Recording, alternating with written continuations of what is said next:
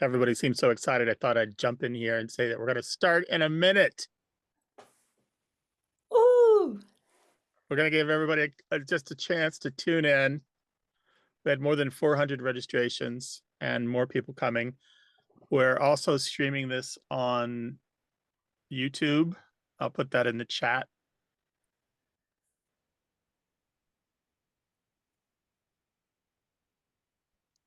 And hopefully I see that we've already got some Q&A happening. If you look in the bottom of your video window, you will see a Q&A icon. You might have to move your mouse to make it appear. You can click on that, enter your Q&A question. That's one of the places we'll be choosing questions from. It's probably the best place to choose questions from because the chat tends to move really fast. We have a guest moderator today that we'll introduce you to in just a minute, but we've got a few minutes before we're really starting. So hang in there, enjoy each other in the chat. Oh, I love seeing all these places that everybody is coming from. Trinidad and Tobago, Joanne. I was just chatting with somebody about give me a bly means to give me a break or give me a second chance. It's used in Jamaica and the U.S. Virgin Islands and the Bahamas and Trinidad and Tobago, I think. how do you spell that? There's 3 different spellings like B-L-I-G-H, B-L-Y, or B-L-I. But it's not in any of my like official Caribbean English dictionaries.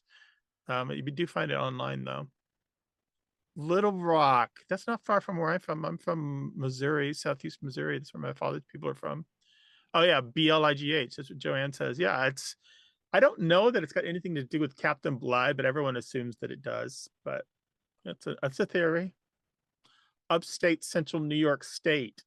Beautiful country, lots of snow. Aloha, Jana. Hey, I have a sister named Jana. That's an unusual name. That's pretty cool. Denver. Hello, Denver. Nina, Wisconsin. Upper tip of Lake Winnebago. Wakefield, Virginia. Portland, Oregon. San Diego. I don't know where that is exactly. That's in Chile, right, Rodney? There is Chile. San Diego, Texas. Oh, is there? Yeah. Yeah. Have you ever accidentally flown there, Martha? I think once I accidentally booked tickets to go to San Diego, Chile. Well, a friend of ours once flew to Bloomington, Illinois instead Oh of yeah, that's Indiana. happened when I've gone to conferences in Bloomington, Indiana. People are texted the whole conference going, "Yeah, I'm in the wrong Bloomington. It's going to take me. I'm That's an renting a car. expensive taxi ride. Yeah, I'm renting a car. I'll be there soon." Cambridge, San Antonio, Allentown, living there now in town. Dillsburg, PA, Madison. Oh, we had such a good time in Madison, didn't we? Oh, that was Oh, they're great. so Yeah. nice The to us. university. Hmm. They were so And all that nice. squeaky cheese in Wisconsin. I That can was hear it now. all the way from Wisconsin. Yeah. I want to get to a question in the chat just because it's so easy. Who was the host before Grant?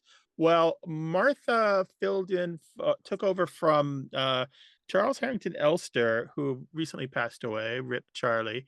And then when Richard Lederer left the show, I took over for him. I had filled in for him before. He had some surgeries or something, and I'd filled in a couple times for him. And he is still kicking around. He's got like 1 million books, and you still find him speaking. I think, what is he, like 84 now, Martha? He's in his 80s, but going strong. Try and still Still, giving speeches. So if you get yeah. a chance, go see Rich. He's a hell of a storyteller. And Yes. if you ever see any of his children are all brilliant as well. Very Annie Duke, by the way, the poker player, is one of his children, and she is whip smart. So Yes, Annie Duke and Howard Lederer. Richard Howard. describes himself as the greatest breeder of championship That's poker kind of players. crass, Rich. That's what he calls himself. All right, it's 4:30. We're going to give them just a couple more minutes. We have 142 people in the attendees list. So we'll just give it a couple more minutes here. Oh, let's see. Bedford, Texas, Lincoln, Nebraska. Dale Jenny. Hutchins wants to know who these two people are. We'll introduce ourselves in a minute. Dale. Dale knows us from our 2 appearances in Huntsville, Alabama, Dale. actually. untwist He's your giving us a britches, Dale. hi, Dale. We'd love to Uh, come to your town too. Sacramento, I might Bernadette, I might get up there. I have in-laws up there. I might get up there in January. We could make fun in Sacramento. Reno is nice. I did a couple speeches up there, and people were really good. Had some good food. Dale sarcastically. Now I remember. Sure, dude. Hey, Grant, I see somebody from West Columbia, South Carolina. Oh, Maybe cooking something up. we may get out to South Carolina for our first live presentation. Crossing fingers. Mm, Haven't signed the memorandum of understanding yet, agreement, whatever you want to call it, but crossing fingers. 2025 could be a really good year for getting out there and seeing everyone live. Let's go ahead and start, Martha. What do you say? okay, let's start. All right, it's 4:32 Pacific time, 7:32 East Coast time. Welcome to everyone all around the world to the Away with Words Ask Us Anything live video chat. I am Grant Barrett, one of the co-hosts of the show, and the other person over there, she is also a co-host of the show. Hi, Martha. Hi, Grant, and hi, everybody. We are so glad that all of you all are here. We just, we miss you all. We miss doing this in real time. I don't think we've done one of these since lockdown, and Yeah, it's been a we while. really, we just thought we just want to get together and hug it out. We miss our people. So here we Yeah, are. so it's big Martha and Grant, and in the lower corner of the screen, you can see tiny Martha and Grant. See us down there holding up the logo. Oh, you do that with the I, heart. I have fun with I had fun doing the I don't know. I have fun doing the graphics. You can tell that they're expertly done by a real pro. It's real nice to see you. Let me get my notes up here. If I turn away, it's not because I don't like you. It's because my notes are on this screen.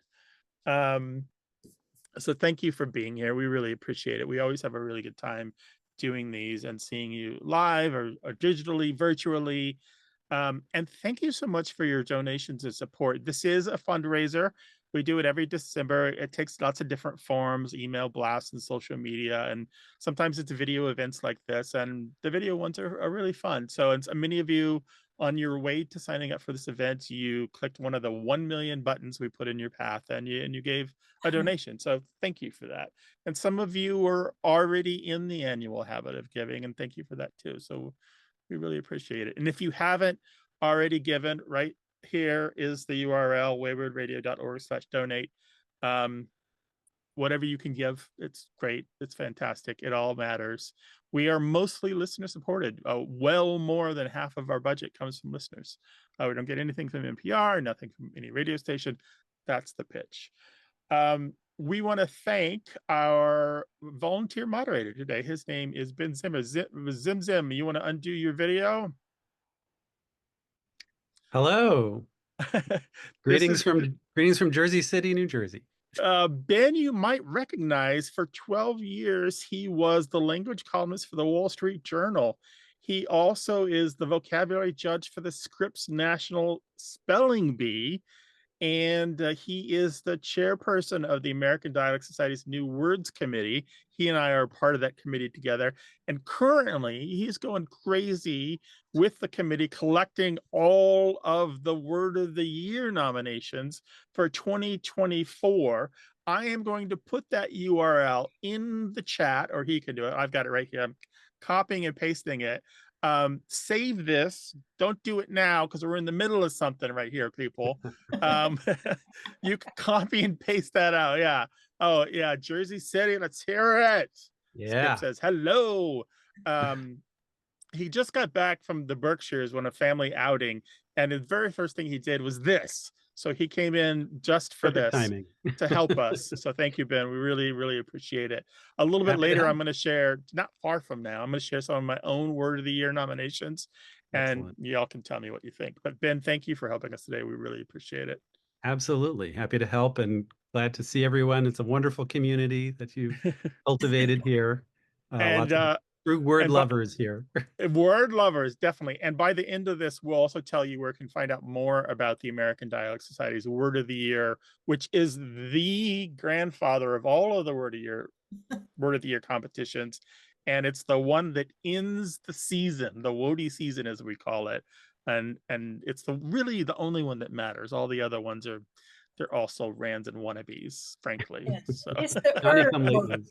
it's the Ur one. It is the Sumer. It's the Akkadian word of the year, so to speak. Thank you, Ben. All right, so Ben's going to be picking your questions from the chat and the Q&A, and kind of he'll pop in now and again to recommend something for us. Martha and I will also be looking in there, but because we are both talkers, we might get a little distracted. And I also tend to be a monologuist.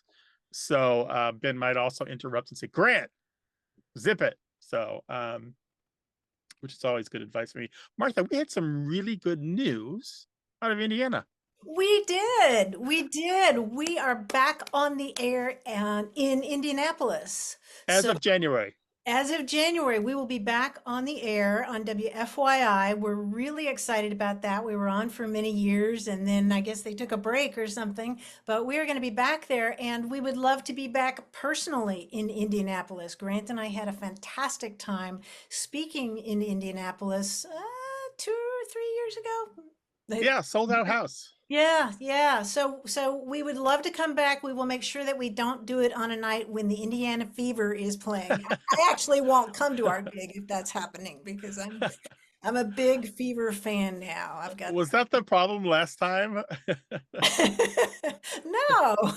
I mean, we sold it out, but Yeah. No, no, we had a wonderful time and we love our Hoosier pals all around the state. We had a great time in Evansville doing a fundraiser for WNYN not too long ago. We had a wonderful time down there in the southwest corner of the right state. on the river. Yeah. Yeah, yeah, great time. So we are very glad to be back home again in Indiana, as the Yeah, song. Jordan says, yay. Jordan, we will see you soon. And then Sharon, I don't know when we're going to be in New Hampshire. I'd love to get back up there. It's so beautiful. And the thing I love to do is take the train, because it seems like really the only way that you should go to New Hampshire, frankly. But I know that's not always practical. I just want to say hi to Carl in Vancouver. Carl, in a lot of episodes, I always say our toll-free number is available 24 hours a day in the United States and Canada. And I love it when we hear from our Canadian listeners, because Yeah. that toll-free number works in 2 countries, 2 entire countries. And I know all of Canada is like clustered up next to the border, like the population is there. It's like an Etch-a-Sketch where somebody shook all the gray dust, the silver dust, to the bottom of the Etch-a-Sketch, and it's all next to the border of the 2 countries. But still, so Carl, use that toll-free number. Yeah, and I see that Kelly Rose says, I just love hearing your voices. They're like comfort food. Isn't that nice? Aww. It's funny, Grant. There's so many people who write to us and they say, I listen to you while I'm going to sleep. And I think, oh, I don't It's know. your Maybe it's your sexy tones, Martha. It gives them good dreams. I thought maybe we were boring or They're something. like nightmares from Grant, Yeah. sexy dreams from Martha. It works out. It's balance. So that's good news out of Indianapolis. And as a matter of fact, we've added so many new stations in the last few years. It's the tone of the show changes every time we add a new market. When we added Arizona and Tucson, that whole market, we got a whole new batch of different kinds of questions, because as you know, because you listen to the show, we're not a monolith as a country. Like we may be mostly Americans, but we don't all think of the same things. We don't all speak the same way. And it shows up on A Way with Words. That's one of the things we love about doing the show. So even if you don't think that we won't do your question, you have to call or write with your question, because we like the ones where you're like, you don't know our database. Like somebody will email us a question and we're like, oh, you know what? 8 other people have asked about this over the years, because we save literally all of the voicemails and all of the emails. I have email going back to 2004, which is when we first started saving it. So, and I have all of the voicemail from when we first started saving. It's like nearly 70,000 messages now. And I've transcribed it all programmatically with software. Anyway, so like I said, we'll be picking questions today from the chat and from the Q&A. You all are auto muted, so you won't be able to speak until we unmute you. Either me or Ben will do that for you. And we have already picked a few things from our many inboxes. And by that, I mean WhatsApp, email, our personal email, um, two different voicemail inboxes. I think it's 7 different social media accounts, voicemail. I mean, and I know I'm forgetting stuff, but we have a lot of inboxes, and it's just a community of really cool people who email us their thoughts. And for the most part, it's just nice to kind of wallow in it like a really nice bed. So, Martha, you found something cool you wanted to share. Well, I did. First of all, I wanted to say that it is so cold here. Grant and I are both in San Diego, and it's just dipped. I just looked at the temperature. It's just dipped below 60 degrees, and this is so cold for me. I've turned into a California. I don't know what is it there in You're a wuss. You're a California weather wuss. I'm a California weather wuss, but this has given me the opportunity to wear this sweatshirt Aw. that my friend Meryl gave to me years ago. As you can see, it says words, and I think it's got a microphone on the. Yeah. That's nice. That's But nice. yeah, yeah. So I always want to wear this at our public appearances, and I usually dress a little bit more nicely, but I can Yeah. wear this today because it's freezing cold in San Diego. It's 50. Freezing cold. Yes. Yeah. Air quotes on that. But I have to admit, I did put the heating pad on our bed. oh, you mean the cat? No. On the Oh. entire bed. I put the heating pad on it because it's cold. There's a word for that. There's a word in biology, kleptotherm, I think it is, Oh. which I mean, you can guess what it means. Well, that's my wife's feet, I think. Right? Stealing. She's like, put them on my body. I'm like, ah, no ice cubes in the bed, please. Right, those popsicle toes. Um, Yeah, kleptotherm means it's a thing that some animals do where they get close to each other to share the their heat. heat. But my point, and I do have one in this whole digression here. I do, Grant. I always do. Here, Digression high. what? I just Digression. made a pun. Oh, okay. Never mind. Go ahead. Okay. My point, and I do have one, is that wearing this, which, has a hood, it's a hoodie, reminded me of an email that we got from a listener. His name is Rob Vida, and actually he is Canadian, or he lives in Canada. And Rob writes, our family moved to Regina, Saskatchewan, Canada in 2000 and quickly learned that the locals use bunny hug to describe a hooded sweatshirt, specifically the type with the big pocket in front. When you have both hands in the pocket, it brings to mind the front legs of a rabbit, and you are kind of hugging yourself. It's a point of pride that the term is unique to Saskatchewan. My wife hates the term, but I love it, possibly because it annoys my wife. And here's his question, is this really only used in Saskatchewan, and what is the history behind the term? And yeah, it's pretty much particular to Saskatchewan, a little bit in Western Manitoba, but it's almost one of those what you call a Chamber of Commerce terms.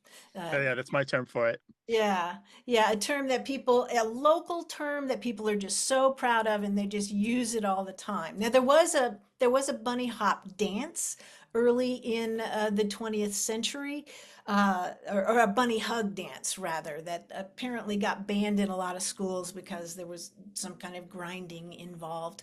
But at least as early as I see your face, Grant. This is cool, right? We don't get to see each other's faces when we're doing. We're not talking about the shop class kind of grinding. No, not no, not shop class. But in any way, in the early 1900s, the term bunny hug was used in Australia to refer to a cheap fur muff, that you sort of wrap around your hands. That's 2 naughty words. Well, this is a way with words unplug, or what, at night, away with words at night. Anyway, at least as early as the 1970s in Saskatchewan, people were using the term bunny hug to refer to this kind of sweatshirt. And I checked the Dictionary of Canadianisms on Historical Principles, which offers a few explanations for why they call it a bunny hug. And none of them are quite firm, but the dictionary suggests that it's some sort of metaphorical transfer either from the cozy embrace of the soft garment or the shape of the hood. So Oh yeah. there Okay. you Yeah, go. that's good. So bunny hug. Buddy hug. Ben, we've got a crazy. I was going to read some Word of the Year nominations, but we've got 28 questions happening Oh, in the Q&A. Is there It's anything hopping. there that leaps out at you as ready to go? Yeah, lots of great questions coming in on Q&A. I mean, let's just start with maybe a couple of potential regionalisms. Mona Everett asked, "My husband calls a car with only one headlight a padiddle. He's from Chicago but moved to Minnesota when he was 8. I've never heard anyone else say this. Any ideas?" oh Oh boy. yeah. Yeah, that's a classic. Yeah, padiddle falls into that category of kind of folkloric behavior, where it allows you to do things that you wouldn't otherwise have the guts to do. So some forms of padiddle are when you see a car with one headlight while driving with others, you can punch somebody on the arm, say a sibling, or but another form of padiddle is you get to kiss somebody, say if you're with a sweetheart or somebody that you're sweet on, that doesn't know that you're sweet on them yet. And so there are a lot of different kids games and road games that are like this. They involve punching or kissing, and sometimes those motions cross over, I know. There are other names for this in the Dictionary of American Regional English. One of them is cockeye, which is a strange name, I know, but it's about that one-eyed car, right? It has one light. Mhm. And Grant, this is an opportunity to say that we've talked about this on the show before, and all of our Mhm. back episodes are available free on our website, waywardradio.org. You can go there and find hundreds and hundreds of past episodes, Yeah, I'll put including a link to the search for Padiddle in the chat. Great. What else? What else comes up, Ben? We've got another regionalism from Diane Mize. I hope I'm pronouncing your name correctly, Diane. When I was a kid and was told to clean my room, my mother often would take a look and say, "Lick you calf over," which meant I did a lousy job. Is this unique to her or is it something widely used? I grew up in North Georgia. Oh, that's so interesting. Another one that we've talked about a couple of times. So I noticed that you use licked the calf over, that's CALF, but some people say lick the cat over, CAT. And both of these are fairly widely used. And yeah, and they're about having to do something again. And it's about this laborious process that a mother animal will go through to lick her baby from one end to the other. And if you muss that baby up or that baby gets dirty, the mother will just start over and go from, tip to tail one more time and do it again. Yeah, and they were asking if anybody else has used it, and yeah, Zora Neale Hurston used it in some of Yeah. her work. Hmm. You know, a lot of the questions that are coming in are family terms. And in fact, Cindy Gard Crofton asks, is there a name for terms only used within a family? Yeah, some people call them family lect. So they're family language. Terms that are only used by an individual are called your idiolect, but family elect is kind of the more casual term for it. Yeah, Ben, I think there is one more term for it that's a little more formal. What am I forgetting here? I'm trying to think. I mean, Familect or Familonym, I think have Hmm. been ones that people have used. Yeah, I'm sure there's something a little Yeah. fancier, but I Yeah, can't think what it might be. there are a couple books of these. They're all kind of iffy. Paul Dixon has one which I think it has one which had several different titles over the year, but I think one of them is Family Words, and it's okay, but he didn't do a very good job of separating out words that are truly family words versus ones that are regionalisms or dialect terms. And I think Barbara Walrath might have had one out of Boston, and I think in the UK Susie Dent might have published one. But they tend to be very fun for the most part. What often happens is people, again and again, particularly like with terms like padiddle, think that their family invented these terms, and they're amazed to discover that these terms are widely used. So in Oh, fact, we have some examples in the questions, I think, that, might be family words or might actually be used more broadly. So for instance, Julia Jackson is wondering about the word marketivious. Mark, Marketivious. Julia spells that market. as Markativious. All Julia right, is wondering, is marketivious a real word? My mom used it to mean clever. Wow. Julia, are you willing to talk? I'm going to turn on your ability to talk if you want to talk to us and tell us more. Yeah, just when my mom was originally from Iowa, but really grew up in California, and she would say that you were marketivious when you did something clever, like tied your own shoes. So Marketivious, how she said it. what can And you tell us? I've actually heard other people say it, Mm-hmm. with the same, seemingly with the same meaning.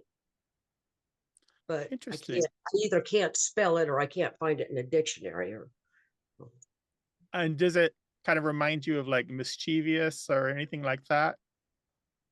no, No. just Well, Martha, is this something that you're familiar with? Not at all. No, it sounds made up to me. Was there a Mark in your family? Somebody named Mark? no, there was not. Okay. All right. Lots of boys That's a new one on me. Yeah, it's new for me too. Oh, somebody, Carol and Ed Koizumi said remarkable. Devious. so that might actually be a real familinym or word in Mm-hmm. your familect. Here's another one from Stephen Fox.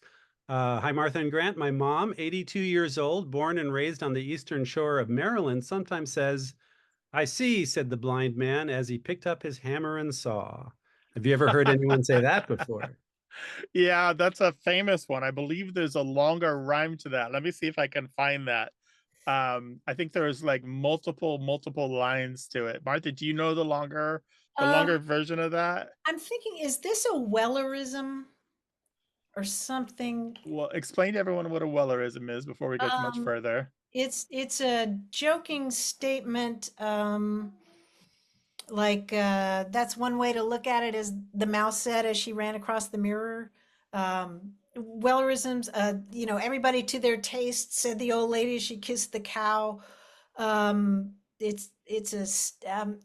comes from Dickens, Charles Dickens. The character Sam Weller in the Pickwick Papers. Gotcha. And so they involve kind of indirect puns that take you a second, and they involve quoting somebody, right?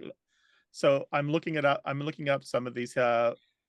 We will need to rehearse that, said the undertaker when a coffin fell out of his car. Oh, yeah, they're called Wellerisms, right? Is Yeah, that? Wellerisms. That's right. Yeah. Yeah. I'm not finding a longer version of that, but I always thought there was one.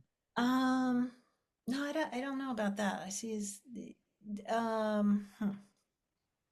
Andrea J. in the chat points out another variation on the theme. "I see," said the blind man to the deaf dog.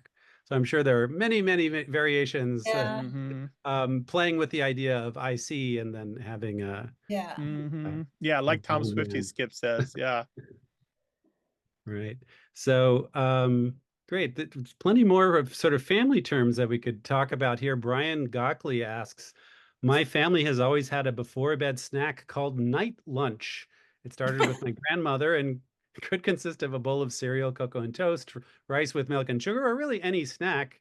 It is not a midnight snack because it happens earlier, and I've never met anyone else who knows this phrase or practice. Have you heard of it? The night I lunch?" love it. Night lunch. Yeah, we Sounds might like have to something steal hobbits eat. that. Night lunch. I've not heard that one, but it seems like there are lots of words for that kind of snack before bed, but now I can't think of them. Yeah, night lunch. Yeah, I don't know that one either. And I'm not Um, seeing it in any of my slang dictionaries. A lot more sort of family terms here. One more from Ted Duffield. "My grandma used to say bread and butter for good luck if we were Oh, separated by some obstacle while walking together." Where does Mhm. that come from? Yeah, that's that idea of it's sort of like a superstition where you don't want the people to be separated, but you have to separate to go around a pole or something, and it's the idea of being as close as bread and butter, that it's some kind of, you know, almost like a spell or a charm that you might offer up to suggest that the two need to stick together. I remember that we've talked about that on the show before and mentioned that a famous example of that bread and butter usage is in an old version, in an old episode of Star Trek with a very, very young and handsome William Shatner. No, wait, Yeah, not Star Trek, Twilight Zone. Twilight Zone. Yeah, Yeah, it yeah, looks yeah. like we've talked about this 4 or 5 times over the years since like Really? 2007. Really? I remember Yeah. seeing a cartoon with tigers walking up and down in a cage and saying that, but for the longest time I thought they were saying grandmother, grandmother, not I mother. see that Melissa Strauss has her hand raised. Melissa, I'm gonna press the talk button if you want to talk to us and tell us what's on your mind.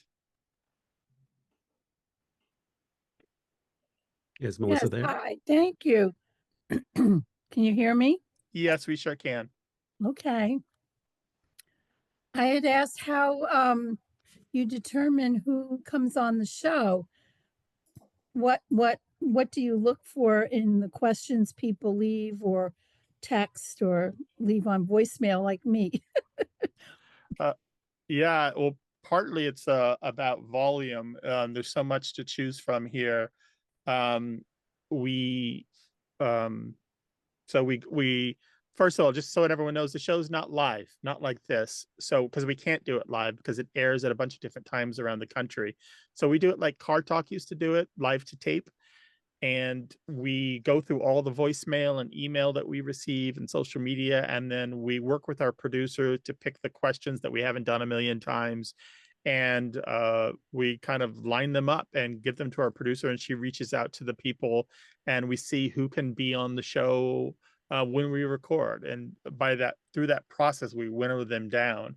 And it's complicated because you don't want to have a show that's all like complaining, and you don't have a show that are all on the same topic, and you don't want to have a show that's all people from the same part of the country, and you don't have a show, you got to look for variety, so you got to mix it up.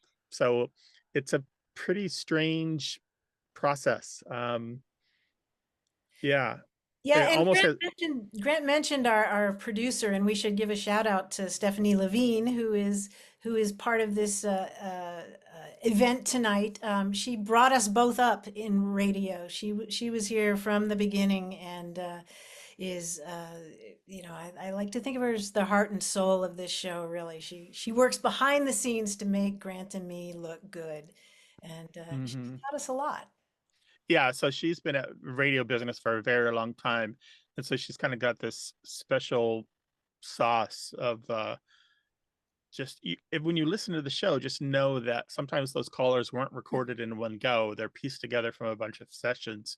And she just kind of knows that, well, this call needs something lighthearted after it because it was a little heavy. If somebody calls with a personal story that's a little moving, we need to put something just a little less emotional after it. Yeah, and when the team is listening to voicemails, it's almost as if you're doing sort of a talent scout search. You're Hmm. listening for people who are really passionate about their question, really animated, good speakers, and I'm just saying all this to help anybody who might be thinking about wanting to be on the air with us. Make your voicemail exciting and interesting. Hey, Jim, I see that you raised your hand, but you know what? I think I'm not going to keep answering raised hands. It's better if you just use the Q&A since there's so many other people in that queue. So go ahead and just put your question in the Q&A. Kathy, I see your sarcastic question. She's quoting us. It goes by volume. You mean the loudest person gets on the show? Yes. No, absolutely not. Absolutely not. We do listen for people who have a good story to tell. Yeah. People who are part of the country that we haven't heard from in a long time. You know, if I haven't heard from Maine in a long time, I want to hear from Maine. Or if I haven't, states that don't have a lot of population, and like Wyoming, and we finally get a caller from Wyoming, I'm going to try very hard to get that Wyoming caller on. If we hear from somebody who has a great accent from another country, I'm going to work on that. I'm going to see if there's a way to get them on. Sometimes when I pick a question and I forward it to Martha and our producer, I try to be persuasive. I'm like, all right, hear me out. This is why we need to put this person on. And I don't always win. I mean, we do a great deal of like wheedling each other, you know, kind of trying to persuade each other. This is why we need to get this person on. So there's no winner with this. It's three people trying to arm twist each other. So Well, and the topic, I mean, sometimes the simplest topic can be the best call. You know, if, as Grant said, Yeah. the person has a good story, or maybe it's a couple who disagrees about yeah, you know, yeah. pronunciation or something. Yeah, so and sometimes sometimes you hear a voicemail and you're like, that is the dumbest question, but they have the greatest manner. And so you put a really stupid question on because this person is extraordinary and they don't know it. They're not performing for you. They just don't realize that they're the best. They're just having a normal day and you're like, you are a breath of fresh air in my life and I need you on the air right now. And so you That's try to get them on the air. That's right. You may not think that a question about the plural of the word squash would be that Oh easy, yeah, but Mary Gordon. I'm that gonna was a look her up. giant hit. Oh my God, you guys have Look to that hear one Mary up. Gordon. Yeah. Holy crap. Oh, Mary Gordon. She is the light of my life. I dropped the link in the chat there if people want to revisit Mary Gordon. Oh, Mary wonderful. Gordon. Thank you. You're about to make a lifelong friend with Mary Gordon. You All know, right, there are some other folks in the chat just with questions about your process as well, if you want to talk about that. For instance, Scott Evans was wondering how many calls you get in a week or a month with word-based questions, if you had to estimate. It varies on the season. Martha, wouldn't you say it can vary as much as 50% depending on the time of the year? Well, and whether we've aired an archive episode or a new one, we get a lot more questions with the new ones. But And also markets, when we air in a new market, yeah, a lot of these burning questions that people have been sitting on for their whole lives just come out, you know, and after you've been on the air in a market for a while, they kind of run through them, you know. yeah. But I would say between voicemails and WhatsApp and texts and emails, what would you say? I mean, it's like shoveling snow in a blizzard. My gosh, if there's one thing I feel bad about doing this show, is that we cannot answer every single Yeah, question. It breaks it's my hard, heart. and it's kind of like turning away a puppy whose belly, you know, needs to be scratched. It really is. It really is. It's just like, oh, it's like going to the pound and realizing that every single dog in there needs to be walked. Well, that's probably a good analogy because so many of the emails that we get from you are heartfelt and thoughtful and smart and And carefully crafted. It's clear you spent some time doing yeah, it. You didn't just whip it out, you know, you so yeah, I but apologize personally for not answering all of these, but we do what we can, and we hope, like I said earlier, that in the aggregate we get to you because we answered a question like yours. yeah, and every single question or observation goes into the great bouillabaisse on our stove when we're cooking up the shows. And I would also say that I mean, if we answered every single one, we would not be able to do a show because we have to spend so much time fundraising for one thing, and researching the show, and editing, and And screening. running the business where we have this little nonprofit, and each Yeah. one of us, besides doing the radio stuff, also runs part of the nonprofit. I do all the digital online back end stuff, work with stations and that kind of stuff. And Martha does a certain amount of fundraising and helping to edit the show. And she also does arranges live events. And that's not, we're barely touching the surface of what we do. So there's Yeah, and all this Stephanie's other, doing another third. Yeah. yeah. So there's all this other stuff. Anyway, sorry. Let's talk more about language. The business of the show Yeah. is boring. Why don't we get back to some language and usage questions? So a couple of questions just about British English. Bob Gorin wonders, is there a good story as to why the Brits say different to and we say different from? And Amy Schiffer says, what's the deal with Americans saying math and sports and Brits saying maths and sport? Um, this is so hard. First of all, I'm going to link to our latest episode where Martha talks about a great new book called Gobsmacked by Ben Yagoda, which is about the difference of the two Englishes. And he's talking about an unexpected thing, which is that British English is actually having some modern effect on American English, which is contrary to what many people think, that only American English is influencing British English.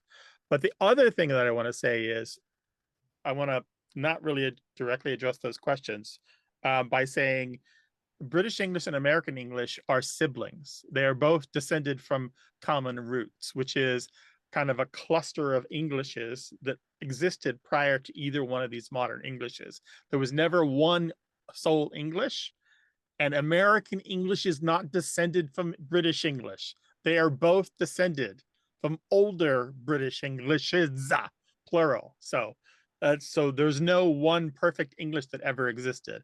So I'm not going to answer those questions because they're not interesting. Not the questions, but the answers are kind of boring. Prepositions. English is messed up with prepositions. English never gets them right. Just ask anybody who learned English as a second language. English's prepositions are a disaster. We should just do away with them.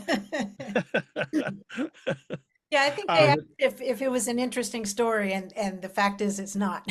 So, no, it really isn't. There are fun. What was the second question besides the prepositions? Oh, the maths one. Oh, they just decided to pluralize it after the abbreviation, after the word was abbreviated, rather than before the word was abbreviated. We pluralized mathematic before it was shortened. They pluralized it after it was shortened. but you know what? One thing that's interesting that we talked about when we were talking about Ben Yagoda's book, Gobsmacked, is that more and more in the US, we're starting to do this thing where we talk about what we think of as a singular noun and using a plural noun, like the Indiana fever are in such and such a place. Yeah. Right? There was another kind of a British related question from Paul Ryan. I was listening to a recent show where a discussion ensued about the difference between how we pronounce sixth here in the UK and you all on the other side of the Atlantic. I hear and say it as sixth, and I couldn't hear any difference to your pronunciation. Notice Paul says difference to, as opposed to difference from. There you go. So yeah, Paul was just wondering about that one from your recent discussion. Yeah, it was hard on I listened to the podcast while I was putting the episode up on the website, and I had a hard time hearing the difference as well, Paul. So we were talking, just so everyone who may not have caught up to the episodes, we were talking about SIXTH being pronounced as if it was XIKTH. And the caller that we talked to watches a lot of British television shows, and they're American, or they live in the United States, and they swore that they heard a lot of British people saying SIKTH, as if that's how the word was spelled. And we talked about how that pronunciation has been chronicled in old books and journals and so forth for a long time, and that in Scots English and in the northern part of England, there's a history of that pronunciation. So it's just interesting that there may be a history of that, but it is incredibly common for that consonant cluster, that XTH, to get something else other than the XTH pronunciation. It's just really difficult for the mouth to say. We can maybe do some more international questions here too, to spice things up. Bernadette Vega is from Mexico City. Bernadette says, I'm from Mexico City and my partner is American. We've been wondering about the linkage between patron in Spanish and patron in English. Namely, when did they become opposite in definition? Oh, that's so interesting. So patron in Spanish is boss in Mexican Spanish, right? Let's get her on here. Bernadette, is it? Bernadette, is it all right if we turn on your microphone? Hold on. I'm allowing you to talk if you want. Hi, yes. Hello. Hola, Hola. ¿cómo estás? ¿Qué Muy tal? bien. Muchas ¿Qué tal? gracias. We listen to you all the time during our road trips, and for us it's great because I'm a native Spanish speaker, 30 plus years living in Mexico, and he is American, so it's awesome.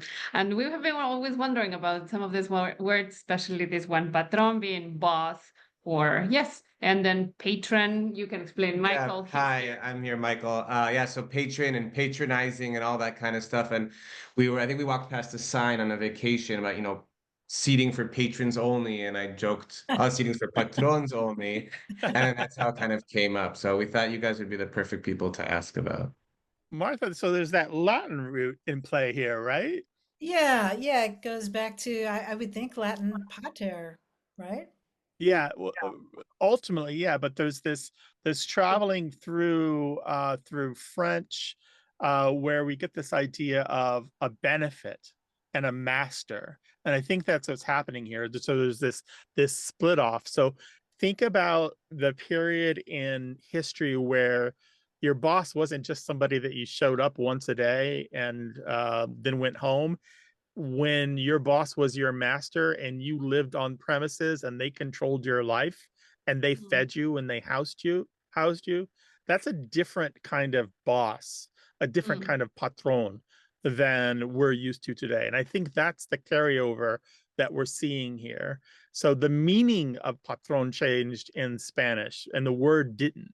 And so, but the patron in English also changed, but we still have the remnant of somebody who cares for you and has your well-being in mind is still there in the English sense of it. So what we have here is the meanings have shifted, but there's a little left in both of those languages of that original old sense of that the idea of master, that old idea of the worker boss relationship where they dominated your life. You did not have a lot of freedoms because they were in control of your whole situation. Oh, that's interesting. Yeah. Yeah. Who has the power there? That is something to think about. Yeah, it's kind of encouraging to see that the power has shifted somewhat, right? Yeah, in some places, yes. Some places, yeah. Thank you for your very question. much. Thank you. Bye-bye. Gracias. Call us from a road trip sometime. I mean, pull over, but we'd love to hear more. Thank you. Ciao. Bye-bye. Well, since we're talking more internationally now, maybe we could bring on Skip Dahlgren, who wanted to share some idioms from the Tigrinya language of northern Ethiopia and highland Eritrea. Skip says the language is rich in colorful aphorisms that express a great deal with an economy of words, and I'm not going to attempt to pronounce the Tigrinya, so maybe Skip would like to do the honors. Hey, Skip, where are you and where did you encounter these idioms? Okay, I grew up in New Jersey. I'm now living in North Little Rock, Arkansas, but I spent several years living in Eritrea when it was part of Ethiopia. And I was there as an Arabic linguist in the military, and I did archaeological work, and I sort of absorbed the culture. Wow. Sounds so interesting. That's very cool. First of all, the language is pronounced Tigrinya, not Tigrinya. Tigrinya. Say it again, please. Tigrinya. Tigrinya. Yeah. And what family of languages does it belong to? It's a Semitic language.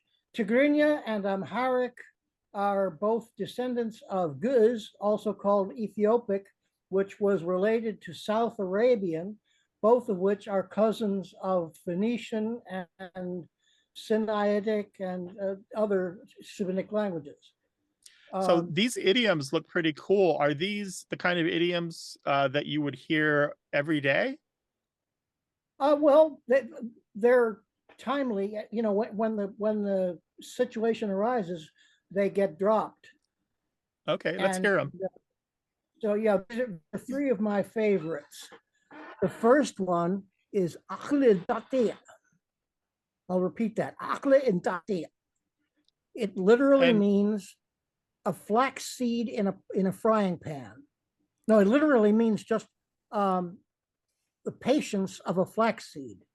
But the idiom refers to the idea of being as patient as a flaxseed, which is an oil seed jumping in the hot pan. So not So, patient. In yeah, other not words, not patient. patient. You're Okay, right. gotcha. Nice. What Um, else? The second one is Helmidurho, which means the dream of a chicken or a silly daydream. So you could It's say very like, expressive. so somebody says, "I want to become an astronaut on Mars," and you're like, "That's a chicken's Helmidurho. daydream." Yep, yep. Okay, gotcha. The third one is one of my favorites of all time, and it's a there are several different versions. I'm going to give you the version as it's pronounced in the area around Asmara in Eritrea.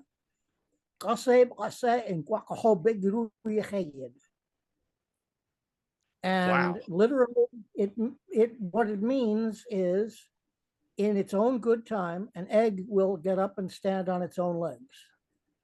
Oh, that's fabulous. I've heard versions of that. I think there are versions of Really? that in much of Eastern Europe. Well, and there's a book of African proverbs that was edited by Wolf Leslau, which used his translation of it. So it's an old expression in both Tigrinya and Amharic. Mm-hmm. Um, there are 3 or 4 different pronunciations for egg, or So the meaning of that is if you just leave something alone, it will eventually mature and become what it's supposed to be. Yeah, don't rush it. It'll come when it's ready. Oh yeah, good, very nice, Skip. Those are fantastic. Thank you for sharing those with us. I gotta say though, you're in Arkansas and you're learning a whole nother kind of English there, because I'm from Southeast Missouri and I love the Ozarkish sound of English, and I have a good time with the Vance Randolph books and just enjoying how people speak there. Well, I don't hear much Ozarkish here in Little Rock area, Oh but yeah, I guess it's kind of far. it is very different from what I learned when I lived in New Jersey or in Boston. Yeah. Thank you, Quite Skip, for different. sharing with us. We really appreciate it. Yeah, Skip, Thank you. It was a I pleasure. just copied that part of your email and put it in the chat in case anybody wants to take a look, because that is Great. really cool stuff. Thank you so much. Yes, thank you, Skip. All right, so we've got how much time we actually still have plenty of time. All right, we're doing good. Yeah, let's Doing get to well. some more questions here. I mean, while we're kind of expanding out to talk about different languages, Dan Loeb also has a kind of a big picture question. Languages keep dying off and being created, but I'd like to have an understanding of how many languages there are now compared to the past, especially in prehistoric times, because I only hear about Proto-Indo-European. Oh yeah, this is a really good question, Dan. Isn't it something like 7,000 now? Now the number is always rounded up and down in weird ways, and Yeah, I feel like that's what I would see. many of the numbers are guesstimates because we don't exactly know in the first place how many languages there really are. Mhm. All right, Dan, I'm gonna try to guess a couple things here. The one thing that I want to say, the only reason you hear about Proto-Indo-European is because the culture that spoke it was the culture that dominated, and it's the culture that wiped out the other cultures. Now there are remnants of those cultures, say what were known as the Brythonic languages that became the Celtic languages, or Basque, for example. And there are little tidbits, say perhaps in what was called Etruscan, little tidbits that are found on bits of pottery and so forth. And I know that if there are people on this call who who know more than I do, they're like rolling their eyes and saying you're oversimplifying, Barrett, and it's true. But yeah, so for the most part, that's the reason you only hear about Proto-Indo-European. Although that we're just strictly talking about Indo-European culture. There are different things happening, of course, in Southeast Asia and the New World. wholly different language traditions. So that said, that's the reason. So it's survivor bias. That's why you're hearing about it. Strictly survivor bias. I need that question back, Ben. It's under. I it should got be to in go the to answered list. Yes. answered list. Here we go. So the question of how many languages there are now compared to the past, there are probably, and then we have the problem of how you define language versus a dialect, and that's always a big question of debate. Martha's right; it's probably between 6,000 and 7,000 languages. We lose several hundred a year as languages get subsumed under other languages and they get wiped out. But I wanted you to know that there are things that are very encouraging. One is that new language things keep happening. They are not all turning into one language. Dialects keep being formed. Languages keep overlapping each other and contributing to each other. For example, in South America, Quechua is in many places stronger than Spanish, and in some places is changing Spanish. And so you're getting these wonderful hybrids of Quechua and Spanish, which are amazing. That this old world language is doing incredible things to this new world language. So really interesting things happening there. So that said, what will happen to languages? I don't know. They're just not going to change as fast as the world. We're just not going to have as many unique languages, but language will change as fast, if that makes sense. I don't know. It's not a bad thing, but I think we lose culture when we lose languages. Thank you, Dan, for your question. I really appreciate it. We could go back to some of the bread and butter of Way with Words with some American expressions that people are asking about. Jim, for instance, says, my dad used to say, take a powder, which I took to mean get lost or please stop. Years later, I figured it probably originated as meaning a home medicine / powder to settle you down somehow. Any thoughts? Oh, really? That was your take on that? Take a powder. I always thought it had to do with going to the bathroom and Yeah, I did too. in your face. I don't know. Offhand. Take a powder, quickly flee. That's funny. Huh. Yeah, it's fun. I'm looking in a variety of different sources here. It looks like I was wrong, and it's not about going to the bathroom. Yep, we were both wrong there. Yeah, it looks like it was about it looks like it was reinterpreted by many people over the years by the 1930s to be that. But it looks like there was older evidence that it might have had something to do with leaving in such a way that you make dust. Yeah, Grant, do you see the expression run out powder in your sources there? I do, yeah. So it seems like that idea you're talking about of like leaving so fast you just leave powder behind, the full expression being take a run out powder, and then that gets shortened to take a powder.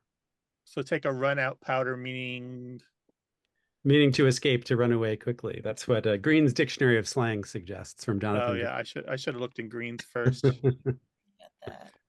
Yeah. Huh. This is one of the things we love about doing this show is that we learn from you all the time. It's fantastic. We learn that we are as prone down. to misapprehensions as others. Yeah. But it's funny, the Greens, he doesn't take it back quite as far. Yeah, he's got take a run out powder just from the Tad lexicon of 1907, but yeah, I'm seeing some evidence that it might be older than that. Clearly further research is needed. Yeah, always. All right, that's in the to be researched. Thank you so much for stumping us. That's a good one. Who's next? Would you like a question about pronunciation from Mark? Can you pinpoint why and when young people started dropping the T from the word important to make it sound like important? Love your show. Important. I'm going to link to where we talked about something similar to this, and this may be related. This is what we call American glottalization. And you'll hear this with words like mitten and mountain and Clinton and many others. And so it's usually a T sound surrounded by two vowels, sometimes with an N involved in there somewhere. And I apologize to the phoneticians in the world for my oversimplification of that. Glottalization, I do know how to spell. We've I talked are a radio host. Here we go. So those T's don't always go to glottal stops, right? Because it depends what sounds are around them or what typically Yeah, what that's what I was comes right saying. before it. Yeah, that's what I was saying about the kinds of, that's what I was saying about vowels. So it depends on the kind and quality of the vowels surrounding them. Right? Yeah. So in importance, it comes right after an sound, and in Clinton, it comes right after an N sound. So that matters. Yeah, but generally we find that the work that I know that has been done on this, and I recently downloaded a new paper that I haven't read yet that may have more information, but generally this was first tracked in the American West among young people, and it has since spread. All of my sons, he's 17, all of his peers that I've heard that have heard say these words, all have it. All of the callers that Martha and I hear who are under about 30 who use these words have it. Anywhere in the United States they're from, no matter where they're from, all of them. So it is very widespread. So that's the other thing we get with our voicemail. We get audio data. Not much I can do with it. The recording quality isn't really good enough to do any kind of analysis on, but at least we can hear it with our ears and make some guesses. Great. Well, let's take another question here from Valerie Bodro. Hopefully pronouncing your name right, Valerie. My mother, age 98, says I'm in a roll rather than I'm on a roll. Have you ever heard this or other variations of this saying before, or is it unique to her? She grew up in New Hampshire and has many interesting pronunciations. She drops R's in words like short and horse. She says she took a bath in the bathtub. I don't know if I'm pronouncing that as your 98-year-old mother does, Valerie, but so I'm in a roll rather than I'm on a roll. Meaning Interesting. that whatever she's doing is going really swimmingly, huh? I assume that's what she's talking about. In a roll? What is the name? I'll turn on her audio. It's Valerie Beaudrault. Just Boudreaux. one word. Yeah. Here you go. All right, Valerie, I'm going to turn on your audio. So if you would like to talk to us, you're free to.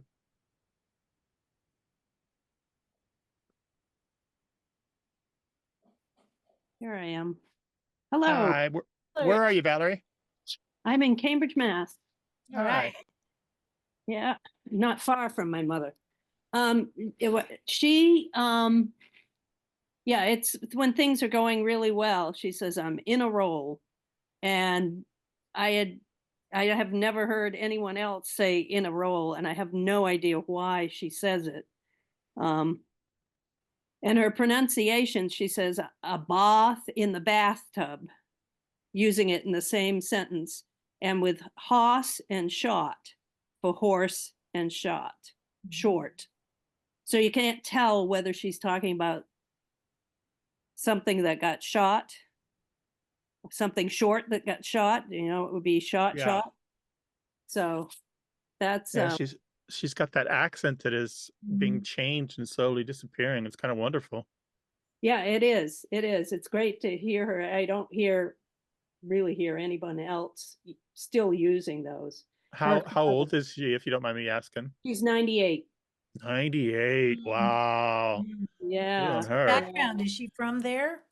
She is from New Hampshire, grew up in New Hampshire. And her father's accent was pretty much the same as hers.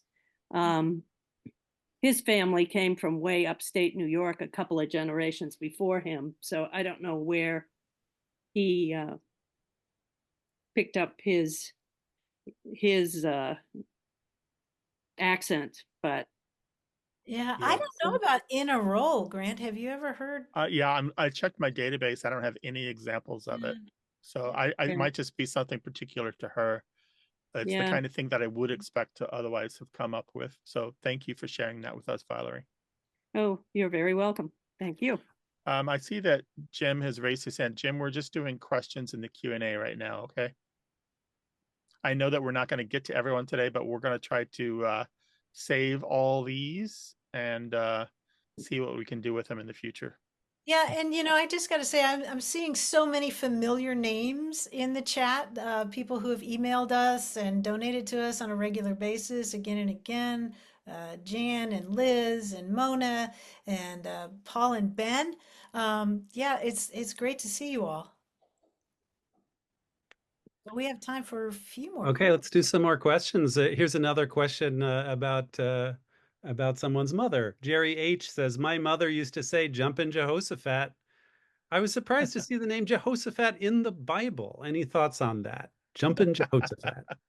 Martha, you want to feel this one as a preacher's daughter?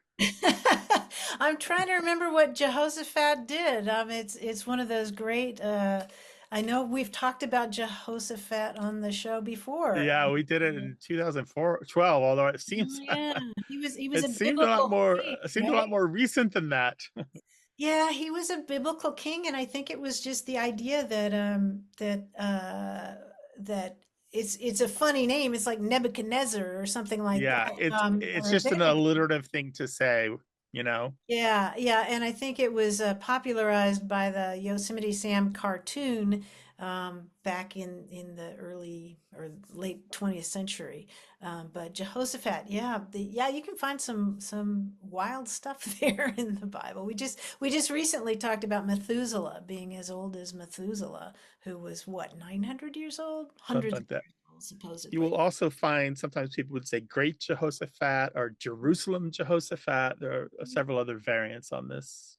Now, there's a couple of folks in the comments pointing out it's also euphemistic for Jesus, so perhaps it's a kind of a minced oath, right? When you say a different name that kind of sounds like Jesus. Yeah, and we then- we could do a whole episode on minced oaths. We could just Frankenstein one together about all the times we've talked about minced oaths. It's almost, we've done them so often, we almost have to avoid them because there's so many of them. Yeah, maybe we should do a special, edition. Yeah, a Sunday episode. All minced oaths. Here's all the ways to say Jesus without saying Jesus. Yeah, people are chiming in with Jiminy Cricket and various others in the chat now. But let's try another one here from Nicole C. Where did the term Irish goodbye to describe leaving a party without notice come from? Irish This is, goodbye. I want to ask the chat, and you can just put it in the chat. Who has heard a different nationality instead of Irish for this? Anyone? Yeah, French leave. Yeah, that's a good one. Anybody else besides French leave? French goodbye. What's really, what's that? Uwe says in German we say French goodbye. I guess you say it in German. Yeah, the Jewish goodbye, that's different. We call those doorknob hangers on the radio show when we get somebody on the line. Yeah, the doorknobbers, and they've got Martha and Grant on the line and they just don't want the moment to end. And sometimes we have calls where we're like, oh, don't go, we love you. What's really interesting about the Irish goodbye is it's relatively new. It's not actually that old. And I know I just said that two different ways to mean the same thing. But it's pejorative, and it's meant to be that if the Irish person is leaving without saying goodbye, it either means they're leaving with your stuff or they're leaving because they owe you money. That was the original connotation of Irish goodbye. It wasn't just they left without saying goodbye. It's just they left for unexpected reasons. So almost all of these ones that have nationality attached to them. And what's funny about this is that we don't These are called ethnopaulisms, by the way, Paulism. Ethnopaulisms are insults to somebody based on their nationality or their ethnicity. We don't really have those so much anymore in the United States, at least not mostly. Like, you don't sit around the table telling Polish jokes as much as you used to. I think it was a thing more back in the day. At least maybe I'm in a bubble. Maybe I'm in a huge bubble. Let's just acknowledge that I probably am. But anyway, these ethnopaulisms, all of these jokes, all of these terms that have an ethnicity in them almost always have a pejorative origin. So Dan Loeb also mentioned Dutch date, and I think I've seen Dutch leave as another version of this. The Dutch seem to attract a lot of these ethnopaulisms historically from English speakers. Yeah, and there's always the confusion there that in the way distant past, often they just use Dutch to mean German, so you're never quite sure which one was meant. I'm learning that that the etymology of ethnopaulism is from Greek phaulisma, meaning to disparage. News. There we go. It's a P-H-A-U-L in there. You know, we had some other questions just about the show itself earlier on. Tam asked, I've often wondered about how you go about researching questions on the show and how you are able to recall so much, how much time goes into the breadth of info you two provide in answering our questions. Well, part of it is that we've been doing this. Well, I've been doing this for 20 years now. Grant's been doing it for what, 18, 19? Well, I've been doing the show for 18, Yeah. but I've been in the language dodge, as William Safire used to call it, for quite a while, 20 plus years. Yeah. Yeah. But yes, Grant has a bigger database of linguistic material than I can even begin to imagine. It's monumental. He's been collecting it for decades now and can access it very quickly. It's astonishing. Yeah, so anything I come across that looks like it might disappear from the internet, I either screen grab it or print it out or download it or whatever I can do to save it. And if I need to run optical character recognition on it so it's more searchable, I do that. And so you do that for 20 years and you end up with, like, you know, 1.5 terabytes of data, which I make sure I can index and search and back up and stuff. And because my searching tool is pretty cool, I can do searches on it that I can't do on the internet. Like, my favorite search is so simple, but I can't do it on the internet, which is word A within X number of words of word B. Like, there's no search I can do on the internet for that. It's not a phrase, but it just means, you know, like if we were doing Irish goodbye, but I didn't want it as a phrase, I just wanted goodbye within 2 words of Irish. I can't do that on the internet. I wouldn't get good results. But I can do that on my database. So I often will turn up results with it that I just can't get anywhere else. Plus, I've got stuff on there that is not on the internet. So occasionally I will find just really cheap used copies of books that haven't been digitized anywhere, and I'll just buy them and I'll digitize them and I'll put them in my database. So There should be a word for your database, Grant. I mean, like it's great pyramid of I don't know. You know what call it. you know what I'm gonna do? I'm gonna put a post-it note on one copy of it for you, Martha, and one copy for Ben. So when I get hit by a bus, you can each have one. Oh, thanks. We'll be the keepers of the flame. Yeah, you have that to look forward to. Tam hopes it ends up in the Smithsonian. It should.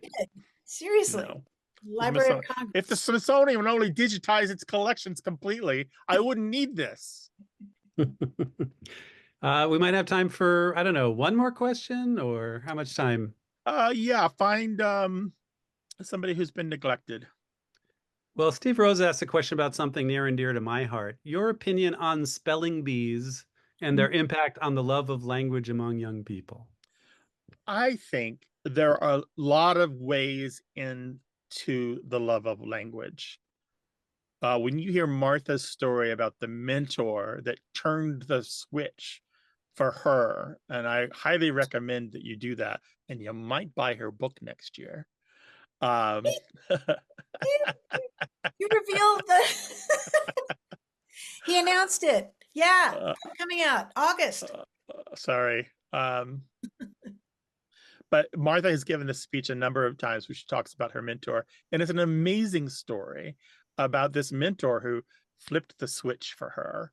And for me, it was just, a familiar story we all have about libraries and books and, reading all weekend. And for a lot of people, it was somebody who introduced them to the right author at the right time, or a dictionary that fell into their lap, or there's something. We all have it. So spelling bees can be that, right?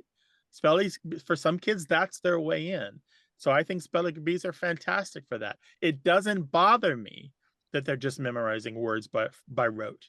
It doesn't bother me at all, because there are plenty of things that I've memorized. I memorized my multiplication tables by rote. I memorized the Gettysburg Address by rote. I memorized lots of things by rote, and it didn't take the value out of them for me at all. So there are 1 million ways to get into language, maybe 10 million, and that's just another one of them. And plus, you got to admire these kids. The terror, the brass that they must have, the stiff backbones to get up there and put themselves through that kind of pressure. Good for them. Yeah, Grant, you do have a way with words, and I love your take on this. I have to confess that for me, I'm a little bit mixed, and in all honesty, I'm going to be Ben. I'm going to be doing the regional San Diego. I'm going to be the pronouncer for the spelling bee in. I better check my calendar. I think it's February or March of this year. I'm going to be they've asked me to be the pronouncer, and I'm going to pronounce those words. My thoughts about that are tempered by the fact that when I was in second grade, I was asked to spell city in a spelling bee, and I could see it in front of me. And I said City, and I was shocked because I could see the C and the I and the T and the Y. And I was really traumatized by that. I gotta say, it was Little Martha. no, I'm Martha. a time machine to give little Martha a hug. Yeah, right. I need a bunny hug. But yeah, it was traumatizing and nerve-wracking. What I do like about the changes in spelling bees is that now, Ben, if I'm not mistaken, you can ask for the origin of the word, and I think bringing etymology into it is very helpful. I like that idea better than just the strict memorization. If I were going to memorize things, I would want to memorize poetry. You're absolutely right, Martha. And yeah, it goes way beyond rote memorization, because so much of it depends on root knowledge, classical roots from Greek and Latin, but roots in many other languages that feed into English, where you really need to know the meanings of those roots and how they become anglicized in our lexicon.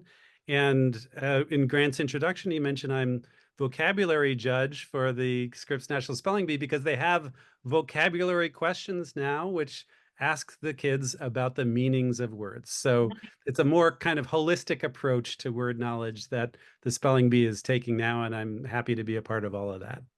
Cool. Well, we're going to wrap this up. Don't go anywhere. Let us finish before you sign off here, everyone. We want to thank Ben for his help with the Zoom controls today. Be sure to give your Word of the Year nominations. We're going to put a link to that in the chat one more time, but you can also go to americandialect.org, and the link is also there on that site. These Word of the Year nominations will affect you'll hear them talked about all over. It is the Word of the Year nomination. Ben, you've been a real trooper. We really appreciate it. Ben. Thank you for helping out today. My pleasure. Anytime. You can still donate, by the way, at waywardradio.org/donate. Martha and I are grateful for everyone who has given so far. Your donations make sure that we have new episodes in 2025. And like we said earlier, this show is mostly funded by listeners just like you. And you don't have to be a big spender. It doesn't take very much. If everyone gives a little, episodes show up. It's an easy formula. And I would just want to leave you all with a quote from the great Nikki Giovanni, whom we just lost. She said, "I'm glad I understand that while language is a gift, listening is a responsibility." I love that quote. And So thank you all and take care of yourselves. Stay warm out there. Martha and I will be bundled up in this brisk San Diego weather. Take care of yourselves. Be well. And we'll bye-bye. talk to you next time.